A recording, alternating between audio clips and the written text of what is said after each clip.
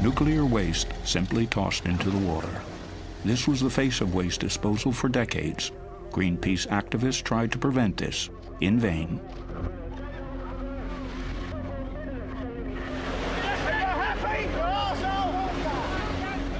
So what's the story behind all this dangerous radioactive waste in the sea? We have been conducting research for a year now in an attempt to find out what became of the barrels of nuclear waste. We also discovered pipes through which the nuclear waste is pumped into the sea. We visited fish markets, met experts.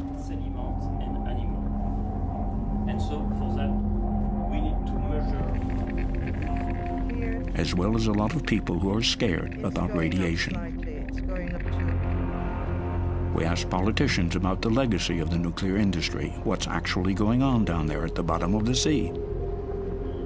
And because the answers turned out to be unsatisfactory, we went looking for the barrels of nuclear waste ourselves.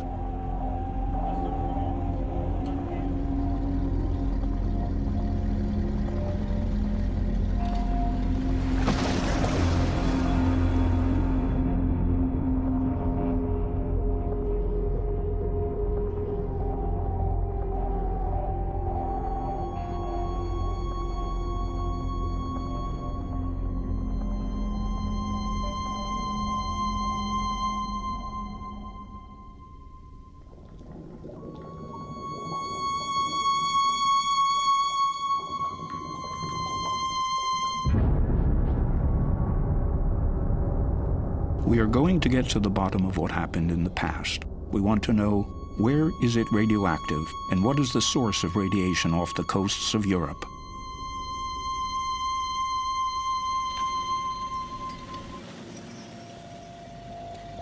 Anything radioactive was dumped in those steel barrels.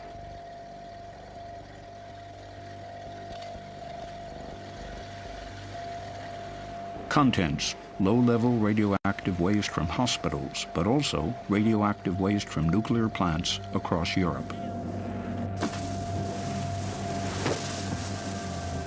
For decades, the nuclear industry has used the sea as a dump site.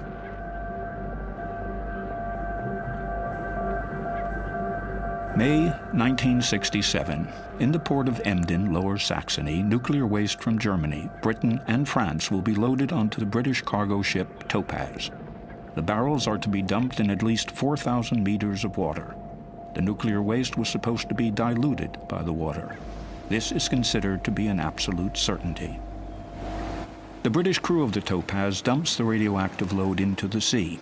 More than 100,000 tons of nuclear waste disappear into the North Atlantic, the Irish Sea, but also into the shallow waters of the English Channel.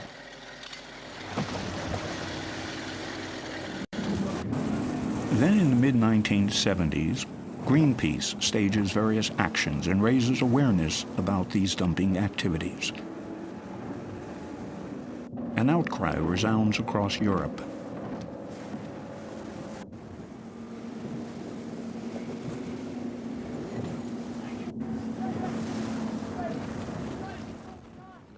"32 years after the boat operations in the Atlantic, we meet two of the activists from that time at the Greenpeace offices in Hamburg. Harold Zindler and Roland Hipp haven't seen one another for a long time. Both fought with great conviction and commitment against the dumping.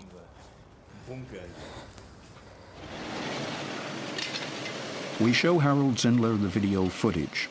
Even today, years later, a chill runs down his spine. This is cynical. But the nuclear industry was unmoved by the Greenpeace actions. The dumping continued. Environmentalists were criminalized and attacked.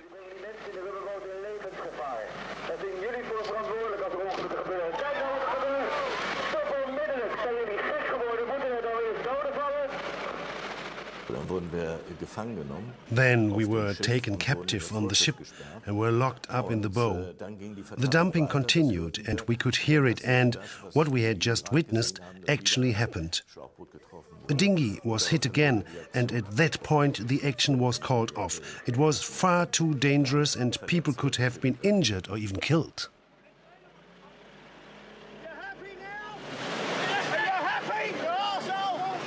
These events took place more than 3 decades ago. What has happened to the nuclear waste down there on the ocean floor since then? Who knows anything more about it? Come in. Thank you. We meet with a nuclear physicist, John Large, in London. He was involved in the development of a British atomic bomb in the 1960s and knows a lot about the dumping, particularly by the military. Large owns an extraordinary souvenir, a non-radioactive fuel rod from the Sellafield nuclear facility. Fuel rods of this kind were sunk deep in the ground. Large tells us something surprising. The men on the ship were being exposed to radioactivity while they were on the ship. So the ship was making its way to its dump site. Those men were like ticking clocks. The longer they stayed near the waste, the better. So it was on the captain to actually reach his allocated dump site within a certain time. If the ship ran into weather difficulties or was making a bad headway, it was slow, the captain was not concerned necessarily about where to dump the waste, but the time that the crew were being, and himself, were being exposed to radioactivity. So when the clock ran out, that's when they dumped. So there can be no assurance that the radioactive waste was dumped where the civil servants said it was dumped. So how can these barrels ever be located for, say, control purposes?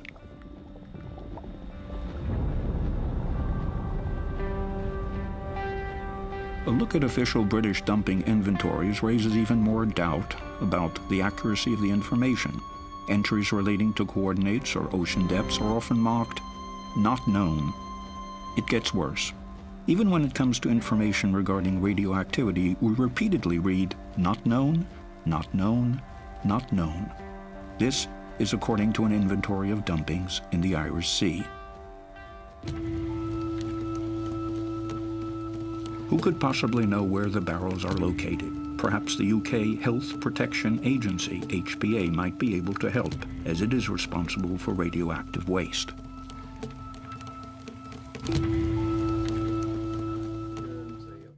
We meet Dr. John Cooper, departmental head of the Center for Radiation, Chemical, and Environmental Hazards.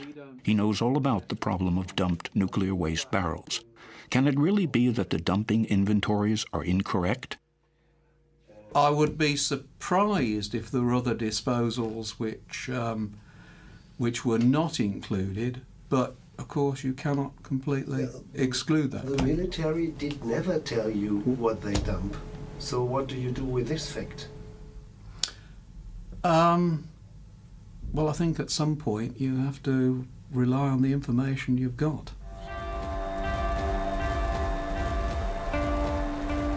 The UK nuclear reprocessing site Sellafield, formerly Windscale. The atomic waste also came from here and disappeared into the Irish Sea, into the Channel, into the Atlantic. The suspicion, highly radioactive nuclear waste may have been dumped. It was officially banned.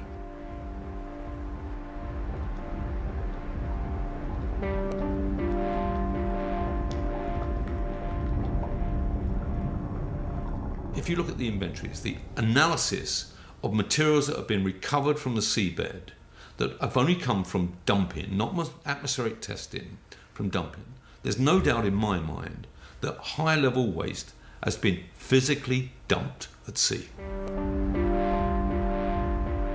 That would mean that the inventories are incorrect in this particular. How could such errors occur? Are they actually errors at all, or was it intentional?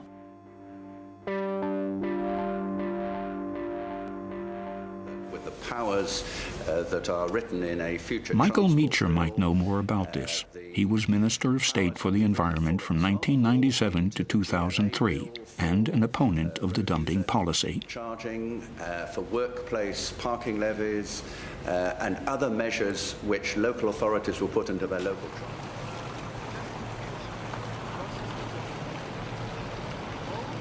Today, the former senior minister in Tony Blair's cabinet is an ordinary backbencher.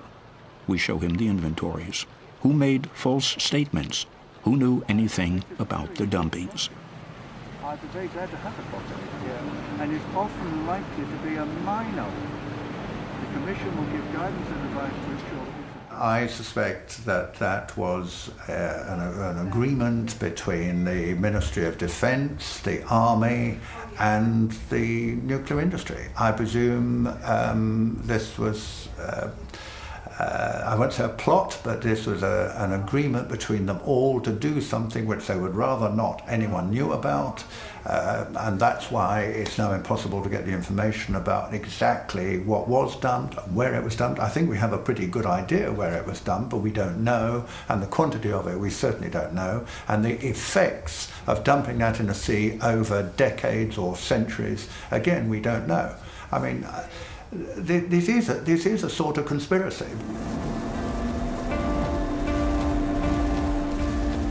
Even Greenpeace didn't know at that time how bad it was, but the protests were successful. The dumping of nuclear waste was forbidden worldwide in 1993. Greenpeace activists were celebrated as heroes, as in the case here in Vigo, Spain. For more than half a century, barrels of nuclear waste had been dumped into the sea in keeping with the motto at the time: the solution of pollution is dilution.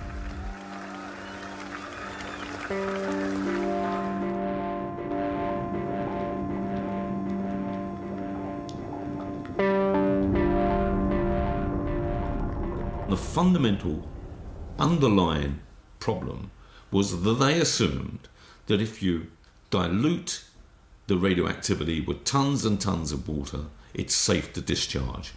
If you dump solid radioactive waste and it dissolves in tons and tons and tons of water, then it's safe to dispose of it in that way. And that is being proved wrong time and time and time again.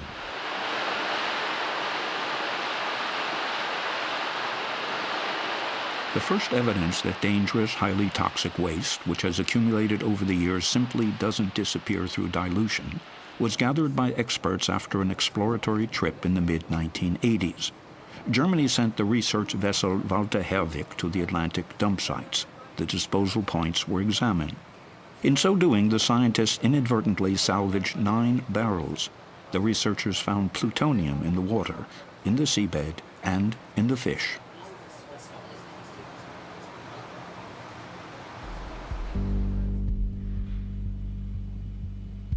Internal papers from the Atomic Energy Agency, IAEA, state increased concentrations of plutonium in the dump sites indicate plutonium leaks from the barrels.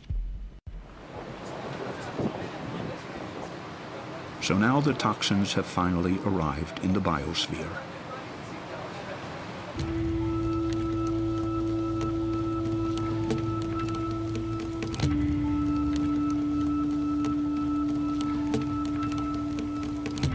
Monaco, seat of the IAEA's marine laboratories. Biologists here are researching the dangers of nuclear waste in the sea.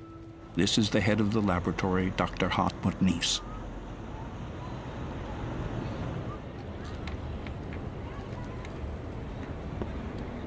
The experts feed contaminated food to marine animals. They want to find out how it will affect the organisms. Dr. Nies and his colleagues are also in charge of the barrels of dumped nuclear waste.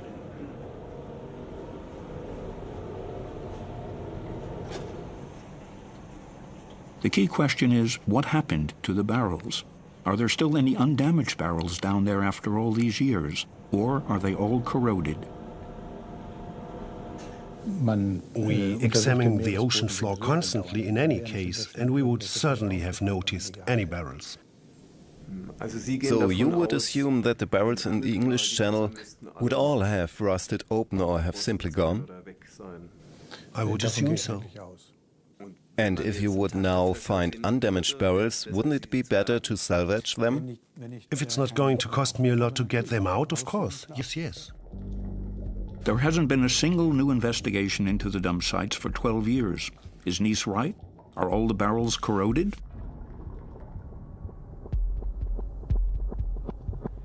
We decide to have a look for ourselves.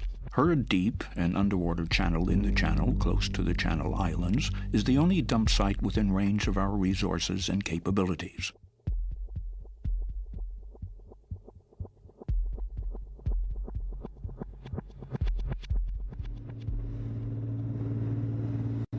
We have chartered a boat.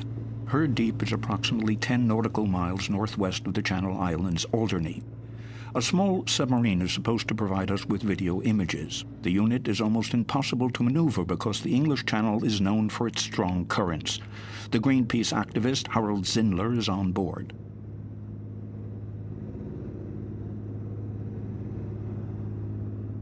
If I had the resources, I would fetch up a barrel immediately and dump it on the doorstep of those responsible. It is irresponsible.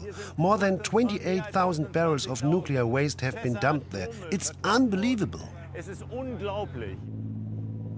Her deep's special attribute: thousands of barrels of nuclear waste are not stored at a depth of 5,000 meters, but are sitting there in a mere 100 meters of water. Tension mounts. According to the inventories, there are munitions from the war down there, as well as nuclear waste.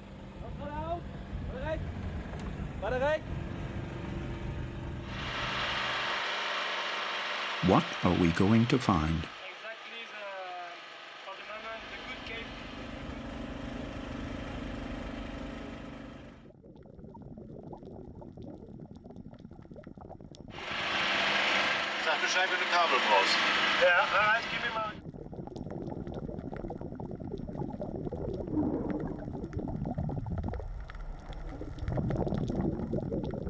We filmed a nuclear waste barrel on the first dive, undamaged. So there are sealed barrels still down there which could be salvaged. Of course, we are not permitted to salvage the barrel.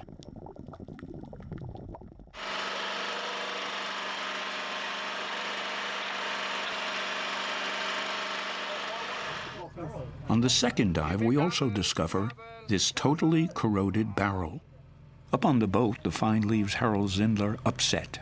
What shocked me most here? We discovered barrels very close to land in 140 meters of water in a place where we can even see Alderney and are looking towards France, which is barely 30 minutes away.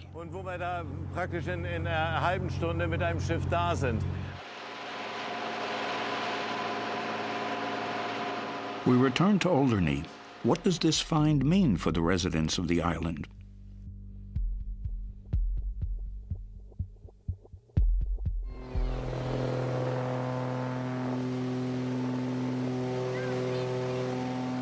Professor Chris Busby approaching Alderney. The physicist was here decades ago. A doctor had asked him to come. There was an unusually high incidence of cancers on the island. Busby has been actively campaigning against the dangers of nuclear radiation for years now. He is regarded as something of an enfant terrible, stubborn and awkward. Rather than to listen to his pointed opinions, he is the sort of person whom the authorities prefer to stigmatize.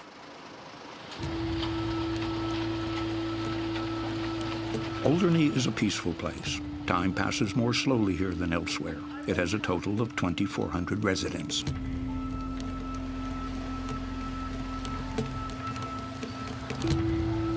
The island is also a refuge for well-to-do British pensioners.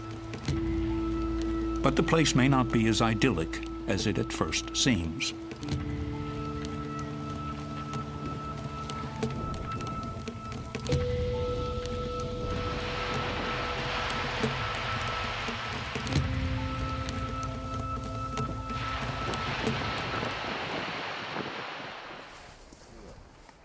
To our surprise, Busby first of all takes us to the cemetery. According to the thesis, you have to look for the victims. That will tell you more than any maximum radiation levels. 35. Where? There.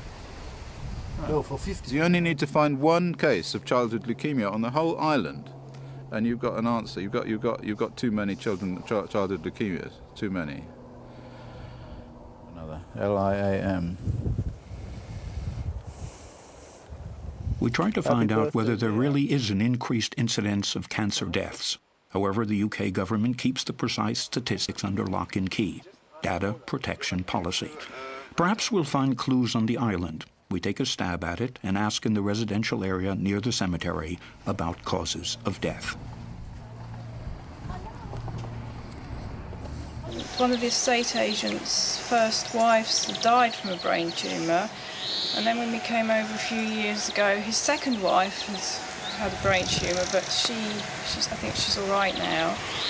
and there was actually a series on the television in England about operations where they filmed them live, and they filmed a chap having a brain tumour removed, and we found out that he was from Alderney, and he in fact died last year. But I think there's been a child here, at least one child with a brain tumour. We're going back to England.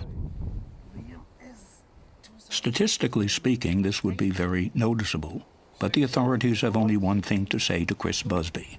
Everything is fine. Wow. Right, okay. The professor goes with us to the beach. He wants to measure radiation.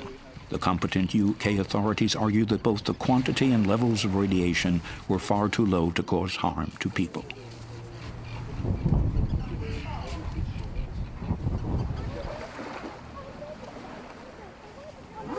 What we have learned since the 1980s is that material that goes into the sea comes back to land. And it does this because the particles on the seabed, the very fine particles, attract the radioactivity, attract the plutonium and attract the cesium and all the other stuff.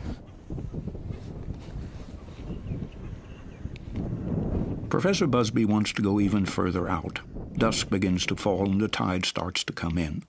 Busby criticizes the authorities because they didn't do any of their own measurements, but simply guesstimated the levels of radioactivity out there in Herd Deep. I would expect to find cesium-137, ruthenium-106, a whole load of stuff. Plutonium. Plutonium? Yeah, for sure. So that might be quite poisonous here. Well, of course. Chris Busby's gamma spectrometer measures increased levels of radiation at this point. 204. But there was a hell of a lot of uranium from the Herd Deep. They dumped an enormous amount of enriched uranium in the Herd Deep. That was a very big amount of material there, so it's entirely possible that that also has ended up here. We also take readings with our Geiger counter. It is true, the level of radiation has increased. How dangerous is this for the people here on Alderney? Only requires one cell to be damaged to go on to form another cell and another cell and another cell and eventually form cancer. So every single dose, right down to a single radionuclide decay, has a finite probability of causing cancer. Is Busby on the right track, the outsider? And shouldn't the undamaged barrels be salvaged as a precaution? What does the director at the HPA, Dr. John Cooper, have to say?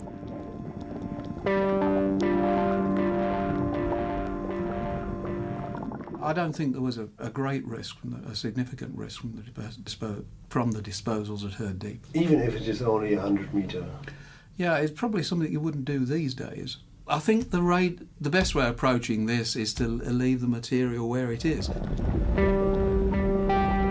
We chase up the Atomic Energy Agency, competent in these matters. How does the agency evaluate the dangers of these dumped barrels? We have seen that the sea's capacity for dilution is so vast. We have seen in the discharges from Sellafield and La Hague, which have drifted with the currents over many years, that if this water were not seawater, then it would be suitable as drinking water. However, there are differing opinions about this. Professor Klaus Gruppen has published textbooks on radiation protection. So what about dilution in seawater to levels that would meet the standards required of drinking water? And is everything really hunky-dory? If the amount in which it is diluted is infinitely vast, if I discharge it into outer space, then it might be well diluted. But the Earth is a very small celestial body, and the concentration is constantly growing. Our conclusion: the radioactivity is only spreading out instead of disappearing altogether through dilution. There are no exact details about the location and number of barrels, and there is disagreement as to whether they should be salvaged.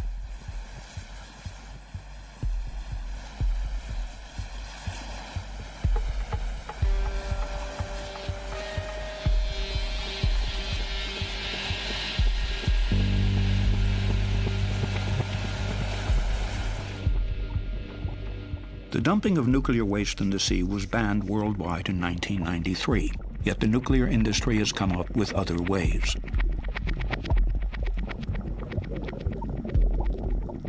They no longer dump the barrels at sea. They built kilometers of underwater pipes through which the radioactive effluent now flows freely into the sea.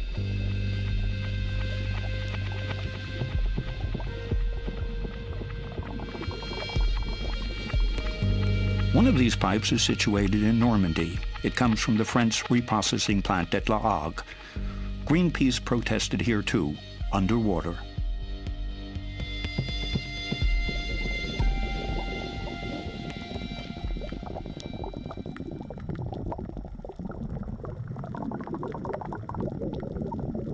To environmentalists, the matter is clear-cut.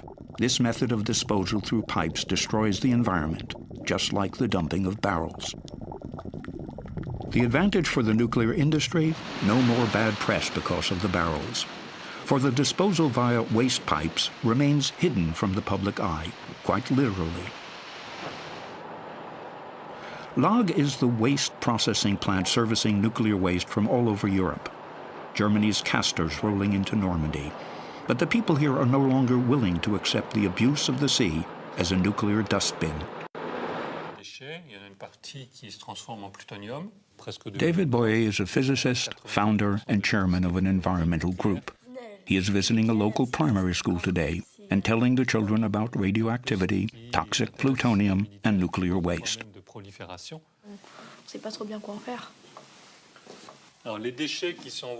David Boyer asks us to come with him to the fish market.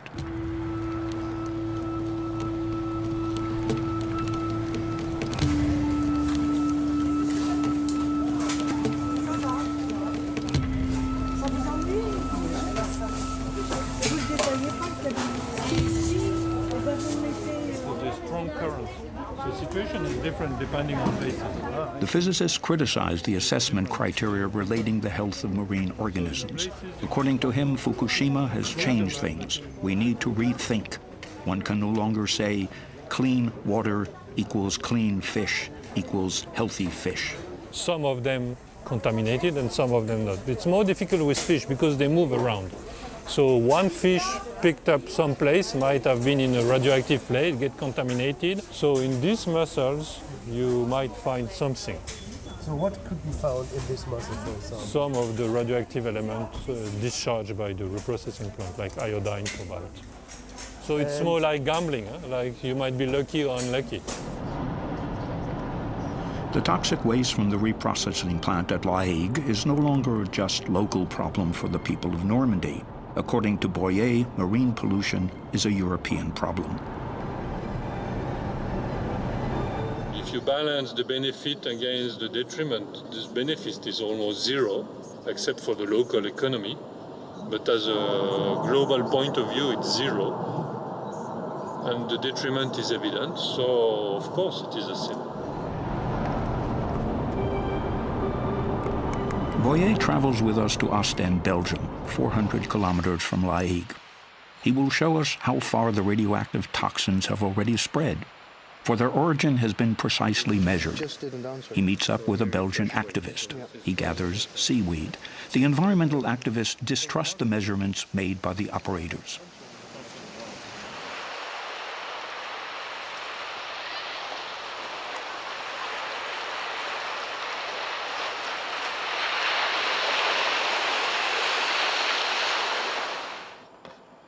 Boyer travels with us to Holland. He wants to collect seaweed samples for his lab here as well.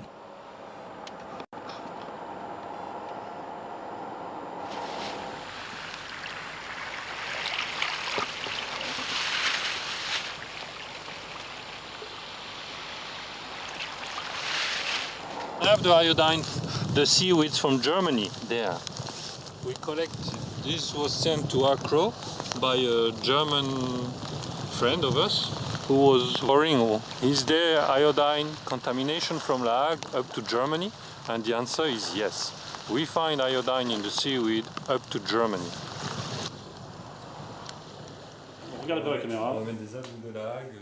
We are back in Accra's labs, the Citizens Initiative. The water that was just brought here by volunteers has given a 5-fold higher tritium value than the rating supplied by the French operator Arriva. It is now obvious why the citizens take their own measurements.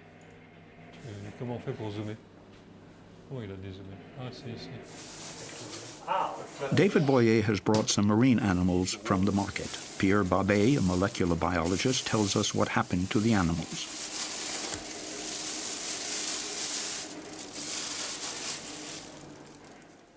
We now know that there is a very good exchange between the deep sea and the upper water layers. The radioactive toxins accumulate in the food chain. This little worm here, for example, can contain 2,000 to 3,000 times more radioactivity than its environment. It is then eaten by the next biggest creature and so on. At the end of the food chain, we discovered damage to the reproductive cells of crabs.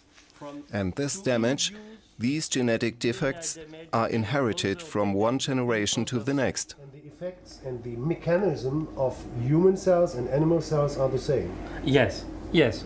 I don't know, a cell in human or in animal, it's the same.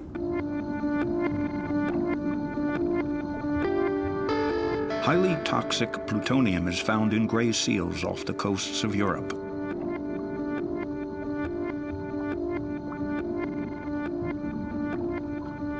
Radioactive cesium has been found in porpoises.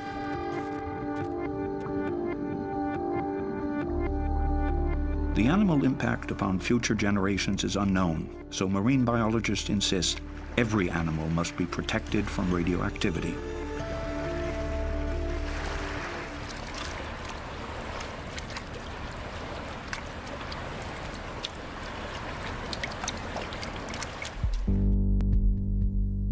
But how dangerous is the nuclear waste in the sea for us humans?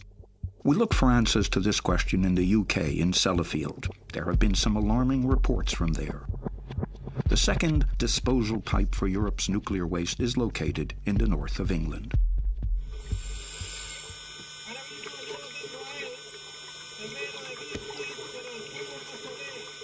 As in France, it was Greenpeace environmental activists who drew attention to the pipe. That was in 1997. Also present, the then 35-year-old Sean Burney. And electricity.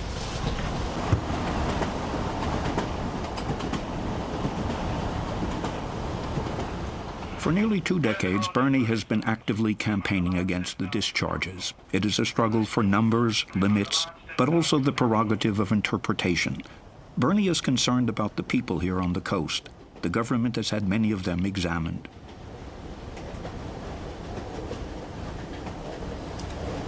You see here, along this coast, there are people living on this beach. You can see these small houses. And they are what's considered one of the critical groups because they live right on the beach.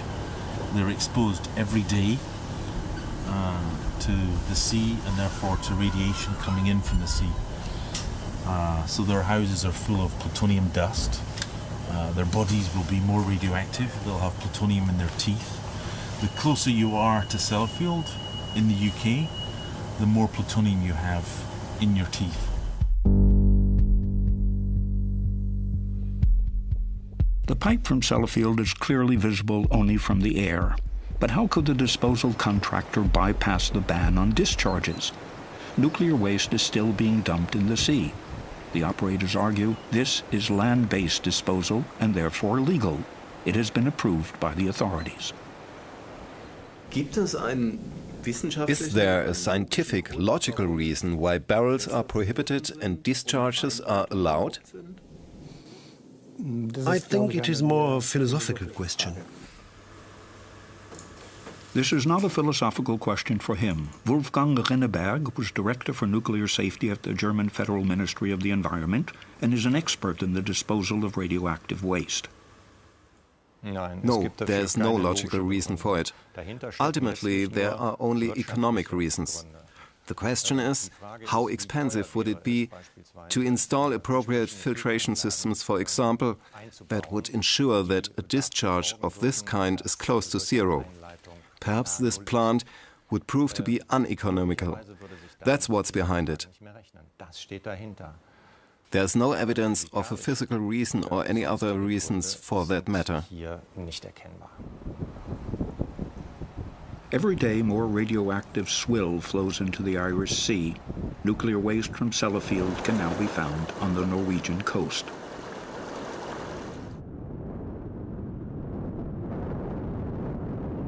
In the meantime, the local residents are given to believe all is under control here on the beaches around Sellafield. The staff at Sellafield make their presence felt.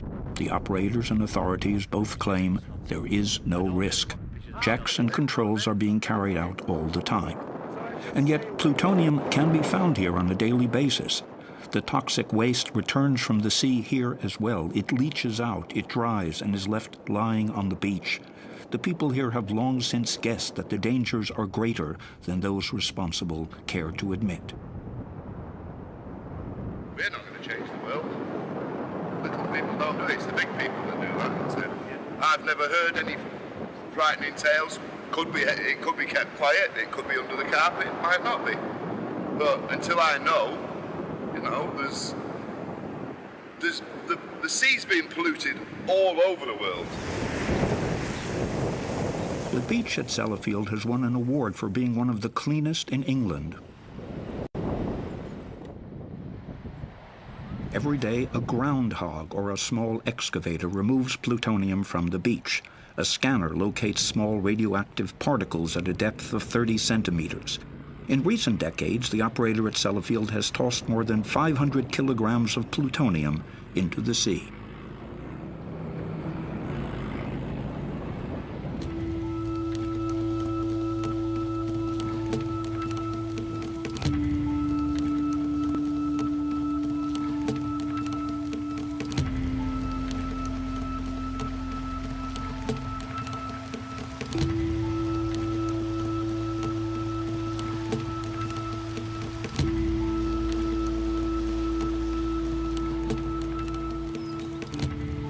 A woman from the Netherlands, Janine Alice Smith, lived inland from Sellafield for many decades.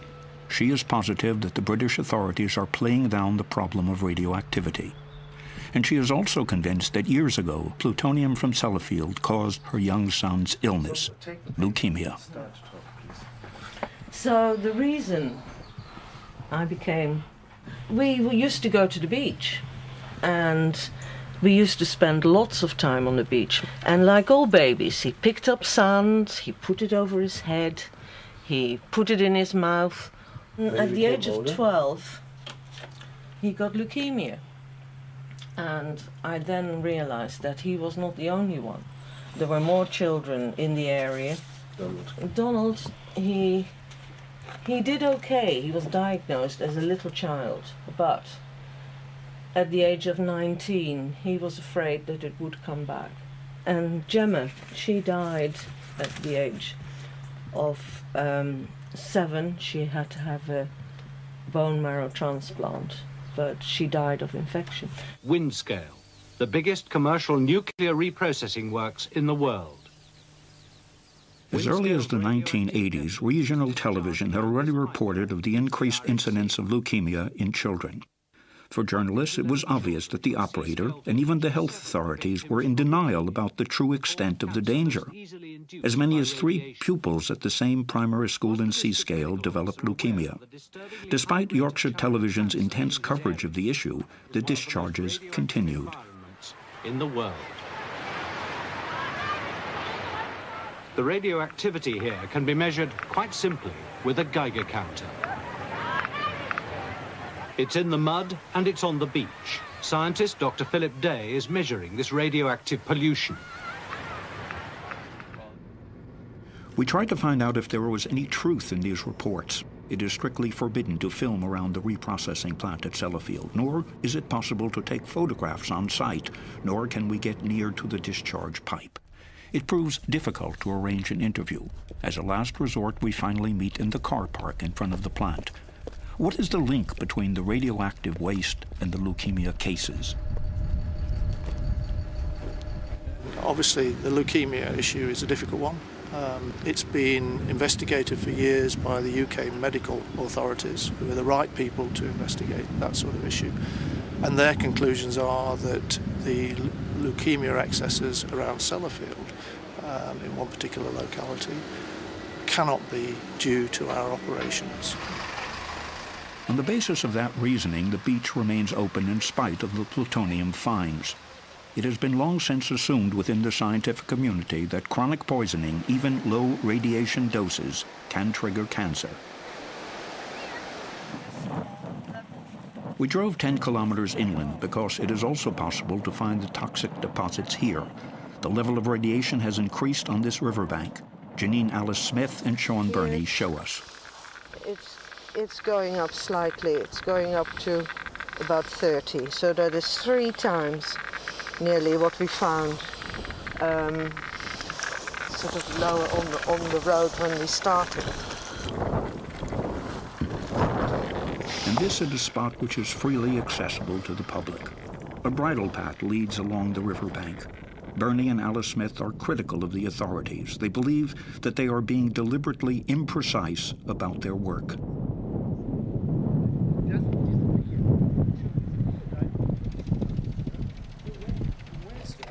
So when the authorities take a sample and they measure, they might take one sample here. What I used to say to journalists, they just want to know what happens from year to year. They don't want to know what happened 50 years ago. And, you know, they try and hide that, but it's there. So you don't take deep samples, they don't take deep samples. They take surface, very few samples are taken. So they get the evidence that they're looking for rather than what would be in the interests of public health. The authorities haven't even measured plutonium at this spot. We take a soil sample and will have it evaluated back in Germany at the University of Mainz. The result turns out to be alarming. The amount of plutonium is up to 10 times higher than the permissible limit.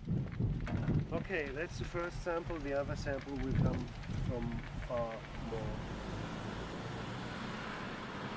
How dangerous is it to live in Sellafield? Professor Richard Wakeford from the University of Manchester doesn't think it's that dangerous. The operators like to quote him.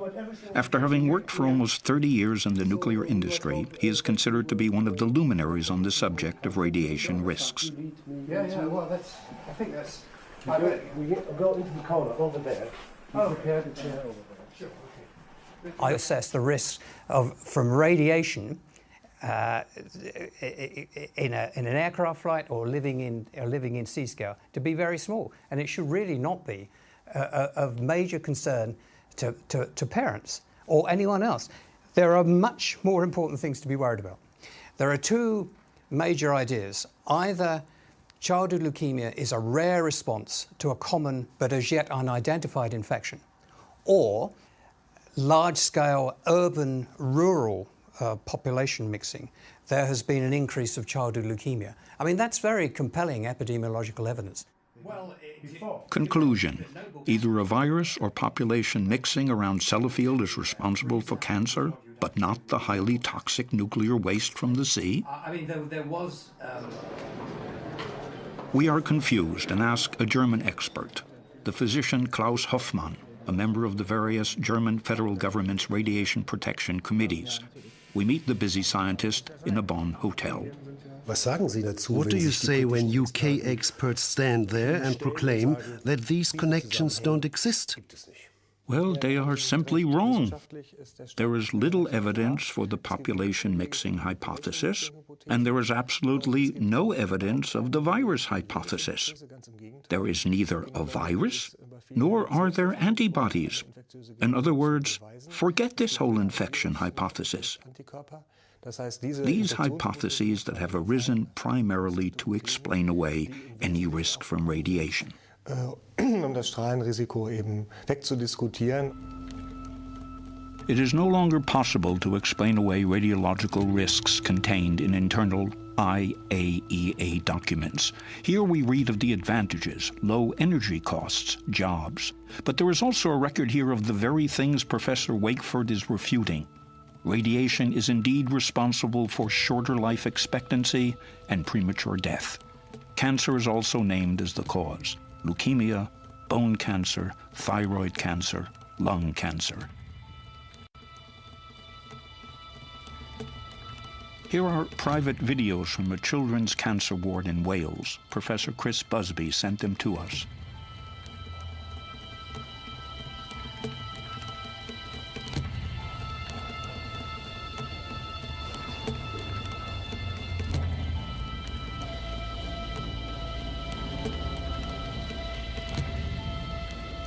In recent decades, doctors have been registering a steady increase in childhood leukemia here.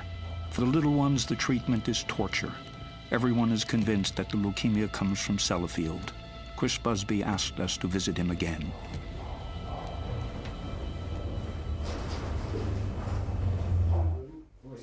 Together with his colleague Richard Bramhall, Busby tells us an incredible story. The cancer statistics around Sellafield are 10 times higher than in the rest of the country. About 20 now, if they're alive. Or else you have to find somebody. They will do anything to cover up the truth. We were leaked that data, the database from the Wales Cancer Registry. Someone had a bad conscience. Eventually the Wales Cancer Registry people said, oh, well, we'll give you the data, but not down to the small areas, but down to like the county district areas, which is much bigger.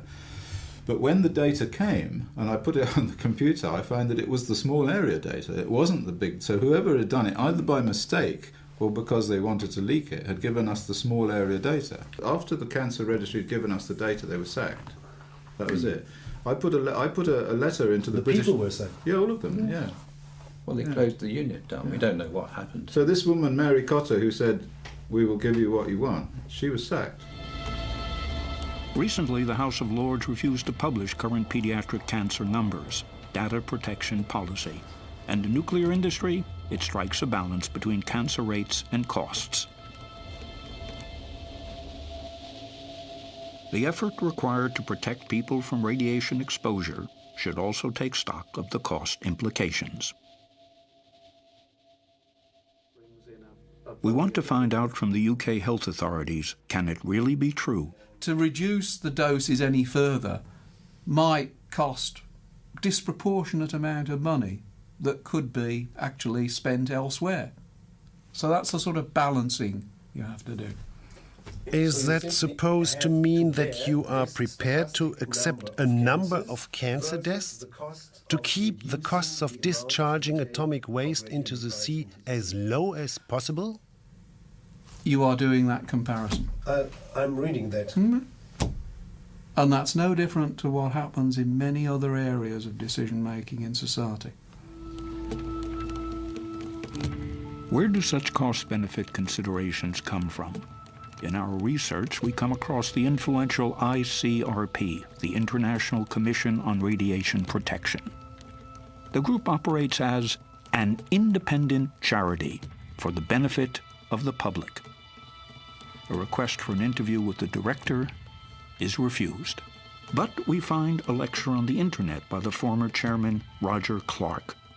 Society's changed. If you went He elucidates the cost-benefit principle. Clark cites Epicurus's utility ethic. Some examples. The needs of the many outweigh the needs of the few, right? Everybody The needs of the many outweigh the needs of the few. Was a good thing. So you vaccinated everybody with immunization. Insiders tell us that the ICRP is the elongated arm of the nuclear industry. We also come across Professor Wakeford's name on the website, the expert from the University of Manchester. To our surprise, we also find Dr. John Cooper's name from Health Protection Agency. You are working for the Health Protection Agency. Yes. At the same time, you are in the main body of the ICRP. Yes. So you give yourself the independent scientific risk from one hand to the other. So in Germany, it would be a conflict of interest. A conflict of interest. Yes, that is a problem. The HPA is the ICRP. The ICRP is made up of government institutions, government representatives. So therefore, the HPA, the ICRP, is made up of government representatives. It's not the ICRP is not some great independent body. It's made up, people from the HPA attend meetings of the ICRP and set the standards. Truth is, I knew that Even former UK Environment Minister Meacher has to admit his impotence. I, as a minister, my civil servants were not very pleased about this, bringing in people like Chris Busby or other people who are independent scientists like John Lange. I mean, they didn't want that kind of confrontation or discussion or debate. I mean, if we had that kind of open, honest exercise, one would feel a lot more confident. But government doesn't want to do this. They just want to go with the official standard view, which actually is the nuclear industry view. And at the coalface, for years now, Sean Burney and Janine Alice Smith have endured much frustration. No one talks openly. The environmental activist and the mother of a son with leukemia are fighting a quixotic fight. I think in a way it's quite a sad place. It used to be a really thriving holiday place. People used to come from all over with trains from all parts of Cumbria. Anger that decisions by governments over many decades have created this nuclear disaster on this coastline, and for most people here, they don't know about it, or if they do know about it, they don't want to know about it. It's out with their control. It's a decision made by government in London. Sellafield and La Hague show that the disposal of waste into the sea was, and still is, a mistake. However, hardly anyone is prepared to admit it officially, because then you would have to deal with tough questions. Who was lying? What can still be salvaged? And who is going to pay for it? From the northeast Atlantic dump sites all the way up to the coast of Norway, nuclear contamination from barrels and pipes is a problem which is deliberately being brushed under the carpet. This can only be resolved by sealing off the pipes and salvaging the undamaged barrels wherever possible.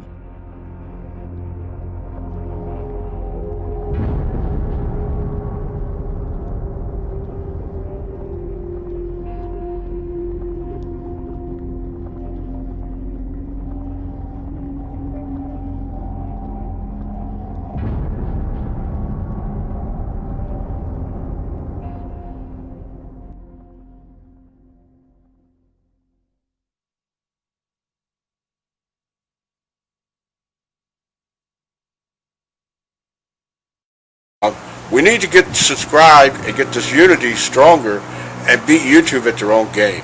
Okay, that's what this is about. Like I say, go to the remix button, hit the remix button.